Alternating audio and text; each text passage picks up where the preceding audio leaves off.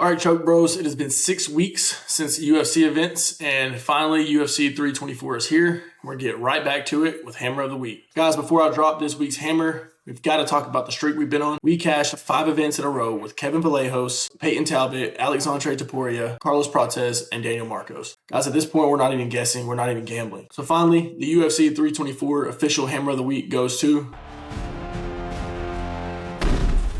Charles Johnson, money line at -178. Guys, the odds here are really only pricing him about a 60% chance of victory, while my model has him closer to a 72% chance of victory. Guys, to me, this is a really strong spot where the numbers line up with what I'm seeing stylistically. Charles has the footwork, he's got the pace, he's got hellacious cardio and volume. He's constantly in and out of range, he's hard to hit. Charles Johnson is a guy who wins rounds. His fighting style is built for winning rounds. And oftentimes we see him break his opponents down over 3 rounds. Guys, in this segment, I don't just give you Hammer of the Week. I ladder the hammer. I throw some props on that hammer for you guys. All right, so our first leg of the hammer is going to be Charles Johnson money line. Our second leg of the ladder is going to be Charles Johnson by decision. And our third play on the ladder is going to be Charles Johnson to have more significant strikes. That's going to be my Hammer of the Week for UFC 324. Let me know who you got in the comments.